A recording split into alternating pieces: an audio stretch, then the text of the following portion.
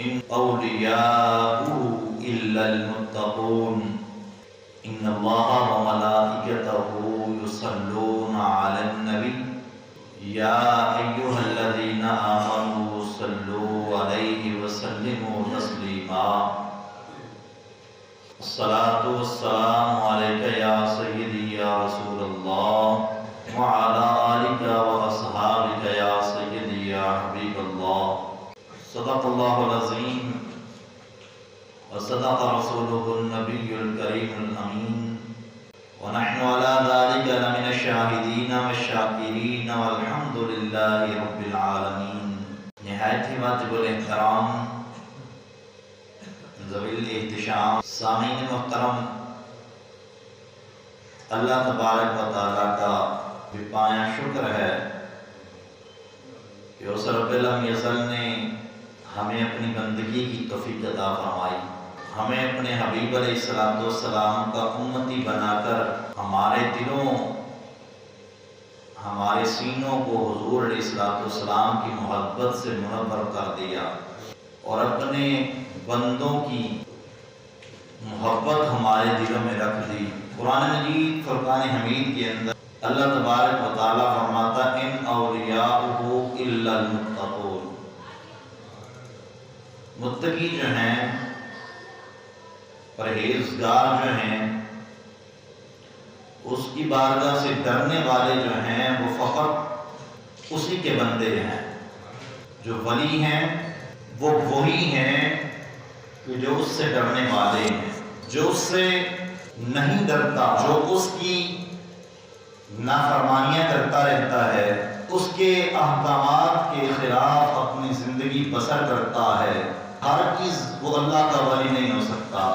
اللہ تبارک و تعالیٰ نے اپنے بندوں، اپنے ولیوں کو مختلف مراتب عطا کیے ہیں، مناصب عطا کیے ہیں.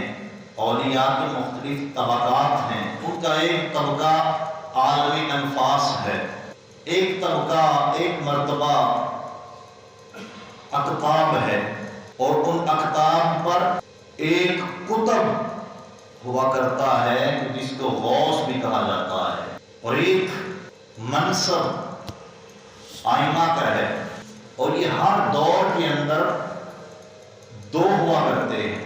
ایک جب فوت ہو جاتا ہے، اس دنیا سے پردہ کر جاتا ہے، تو اللہ تبارک و تعالیٰ اس کی جگہ اس کے منصب پر کسی اور بندے کو فائز فرما دیتا ہے. تو آئمہ یہ بھی اولیاء کرام کا ایک مرتبہ ہے. اور ایک طبقہ اوتاد ہے. یہ ہر دور میں 4 اوتاد ہوتے ہیں. ایک منصب اولیاء کا ابدال ہے.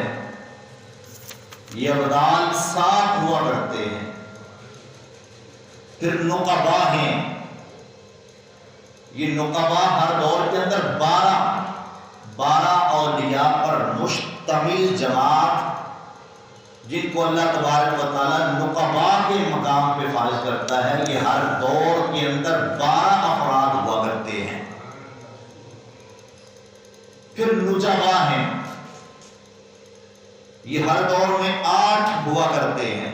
اگر ایک اس دنیا سے پردہ کر جاتا ہے تو فوراً اس کی جگہ پر دوسرے بندے کو اللہ تبارک و تعالیٰ وہ منصب عطا کر دیتا ہے. اب آپ نے بغور جب حضور داتا صاحب رحمۃ اللہ تعالیٰ علیہ کی زندگی کو پڑھتے ہیں نا، سنتے ہیں، تو آپ ان کے سوانح حیات کے اندر یہ بات اکثر سنتے ہیں کہ حضور داتا صاحب رحمۃ اللہ تعالیٰ علیہ غزنی سے چلے. آپ کے مرشد کریم نے آپ کی ڈیوٹی لاہور میں لگا دی. غزنی سے سفر کرنا شروع کر دیا. جو ہی لاہور کی سرزمین پہ پہنچے تو جو آپ کے آنے سے پہلے جو اس لاہور کا قطب تھا وہ پردہ کر گیا تھا. تو اس طرح جب کوئی ایک بندہ اس دنیا سے پردہ کر جاتا ہے تو پھر اللہ تبارک و تعالیٰ اس کی جگہ اس کے منصب پر ایک دوسرا بندہ تعین فرما دیتا ہے. تو نجبا یہ بھی اولیاء کا ایک مرتبہ ہے، ایک منصب ہے۔ یہ ہر دور میں 8 افراد پر مشتمل جماعت کا نام ہے۔ پھر حواری حضرات ہیں، یہ ہر دور میں ایک ہوا کرتا ہے۔ پھر رجبی حضرات ہیں، یہ ہر دور میں 40 ہوا کرتے ہیں۔ پھر ختم ہیں، یہ ساری کائنات پوری دنیا میں ایک ہوا کرتا ہے، ختم۔ پھر ترجمان قلب آدم علیہ السلام ہیں، یہ 300 افراد ہوا کرتے ہیں۔ پھر ترجمان قلب نوح علیہ السلام ہیں،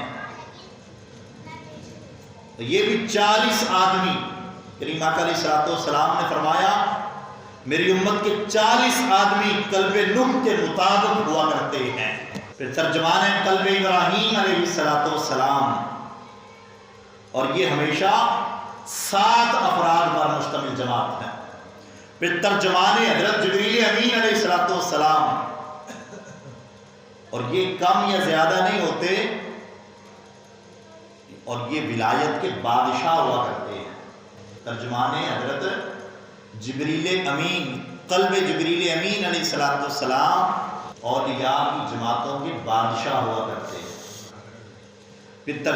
پھر حضرت میکائیل علیہ السلام کے نمائندے، پھر حضرت اسرافیل علیہ السلام کے نمائندے، پھر مردان عالم الناس، پھر رجال الغائب، پھر مظہر امر الہی، پھر قوت خداوندی کے مظہر رجال، پھر قوت خداوندی کے مظہر حضرات، پھر توجہات الہی کے 15 نمائندے ہوا کرتے ہیں۔ پھر 4 نفوس قدسیہ ہوا کرتے ہیں۔ پھر رجال فتح، پھر ہر دور کے 7 مردان حق، پھر تحت اسفل، پھر امحاء الہ کوفی، اس کے بعد پھر الہیون و رحمانیون، یہ منصب ہے۔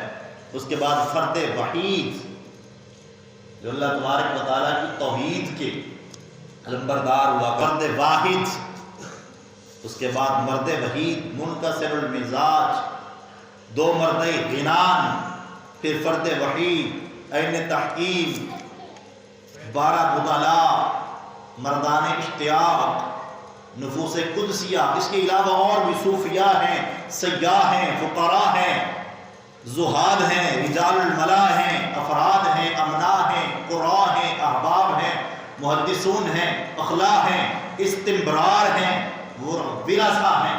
یہ اولیاء کرام کے کئی مناصب، کئی درجات ہیں، کئی مراتب ہیں۔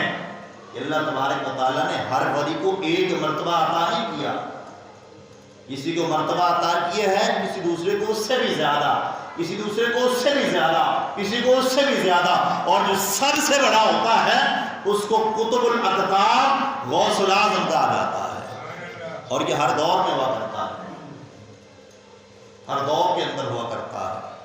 اور جس کو اللہ تبارک و تعالیٰ یہ منصب عطا کر دیتا ہے اپنی ولایت کا، پھر اللہ تبارک و تعالیٰ اس اپنے بندے کو ہر شے پر حکومت عطا کر دیتا ہے، ہر شے پر، جن و انسان پر، جنات پر بھی ان کی حکومت چلتی ہے، اور انسانوں کے دلوں پر بھی ان کی حکومت چلتی ہے۔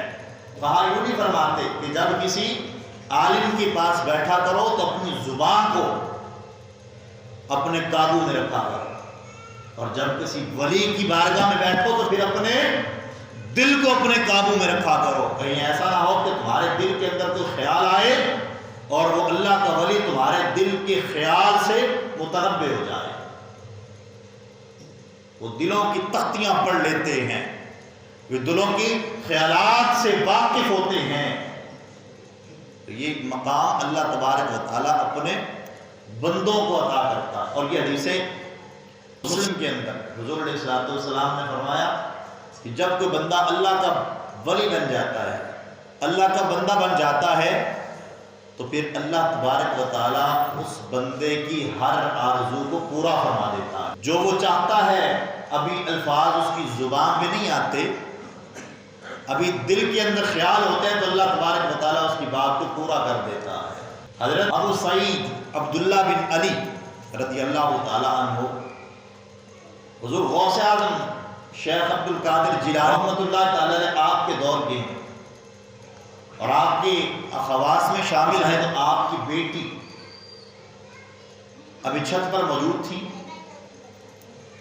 تو اچانک آپ کی بیٹی چھت سے غائب ہو رہی ہے. واقعہ 538 ہجری کا ہے. کچھ وقت گزرا واپس نہ آئی تو حضور غوث اعظم رضی اللہ تعالیٰ عنہ کی بارگاہ میں حضرت ابو سعید عبداللہ بن علی حاضر ہو گئے. عرض کی حضور سیدی مرشدی میرے ساتھ یہ واقعہ ہوا ہے کہ میری بیٹی چھت پر موجود تھی سے وہ غائب ہو گئی. نہ تو وہ نیچے اتری ہے نہ اس نے چھلانگ لگائی ہے, بس گم ہو گئی.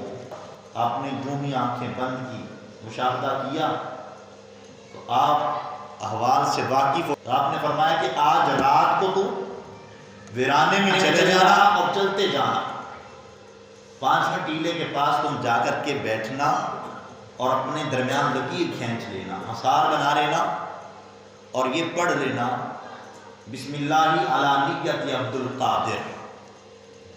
یہ الفاظ پڑھ کے تم اس دائرے کے اندر بیٹھ جانا. جب رات کا تہائی وقت گزر رہا ہوگا تو مختلف جنات مختلف شکلوں میں گزرائیں گے. آخر کے اندر گھوڑے پر سوار جنات کا بادشاہ آئے گا, وہ تم سے تمہاری حاجت پوچھے گا. رات کو چلے گئے 5ویں ٹیلے کے پاس, جو ہی آپ نے دائرہ لگایا بیٹھ کے درمیان میں اور پڑھ لیا بسم اللہ علی نیت عبد القادر. یہ پڑھنے کے بعد اس دائرے میں بیٹھ گئے. جب رات کا تہائی وقت گزر رہا تھا تو مختلف جنات گزرے. سب سے آخر کے اندر جنات کا بادشاہ گھوڑے پر سوار ہو کر کے نکلا, ان کے دائرے میں ان کے پاس آ کر کے کھڑا ہو گیا اور کہنے لگا کہ تمہاری حاجت کیا ہے. تو حضرت عبداللہ بن علی رحمۃ اللہ تعالی علیہ فرماتے ہیں کہ میں نے اس سے کہا کہ مجھے حضرت عبد القادر جیلانی غوث اعظم رضی اللہ تعالی عنہ نے یہاں بھیجا ہے. بس حضور غوث اعظم رضی اللہ تعالی عنہ کا نام لینا تھا. وہ جنات کا جو بادشاہ تھا نا وہ گھوڑے سے اترا اور دوزانہ ہو کے اس کے سامنے بیٹھ گئے. کہنے لگا جنات کا بادشاہ اب بتاؤ. فرمانے لگے کہ میرا گھر حضور غوث اعظم رضی اللہ تعالی عنہ کے مدرسے کے پاس ہے. میری بیٹی رات کو چھت پر موجود تھی کہ اچانک وہ غائب ہو گئی اور جنات میں سے کوئی جن اٹھا کر کے ان کو لے گیا. مجھے کہا کہ کون اس کی بیٹی کو لے کے گیا ہے. کچھ ہی دیر کے بعد چند جنات اس سرکش جن کو اٹھا کر کے لائے. ساتھ حضرت عبداللہ بن علی رضی اللہ تعالی عنہ کی بیٹی بھی ساتھ تھی. بیٹی ساتھ تھی تو وہ جنات کا بادشاہ کہنے لگا کہ یہ سرکش جن چین کی جانب سے وہاں سے اس کو پکڑا ہے, یہ آپ کی بیٹی کو اٹھا کر کے لے گیا تھا. اور پھر اس جن سے پوچھا تم نے حضرت عبد القادر رضی اللہ تعالی عنہ کے علاقے سے اس لڑکی کو کیوں اٹھایا؟ تو وہ کہنے لگا مجھے اچھی لگی.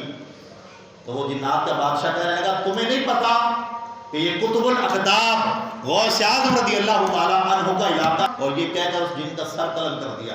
حضرت عبداللہ بن علی رضی اللہ تعالی عنہ وہ جنات کے بادشاہ سے فرماتے ہیں کہ کیا آپ بھی حضور غوث اعظم رضی اللہ تعالی عنہ کی بات کو مانتے ہیں؟ وہ آگے سے کہنے لگا کہ جب اللہ تبارک و تعالی اپنے بندے کو یہ مقام عطا کرتا ہے نا تو پھر فقط انسانوں پر ہی نہیں بلکہ جنات پر بھی ان کو حکومت کرنے کی اجازت مرحمت فرما دیتا ہے. جو قطب ہوا کرتا ہے اس کو اللہ تبارک و تعالی ہر شے کے اندر تصرف عطا فرما دیتا ہے.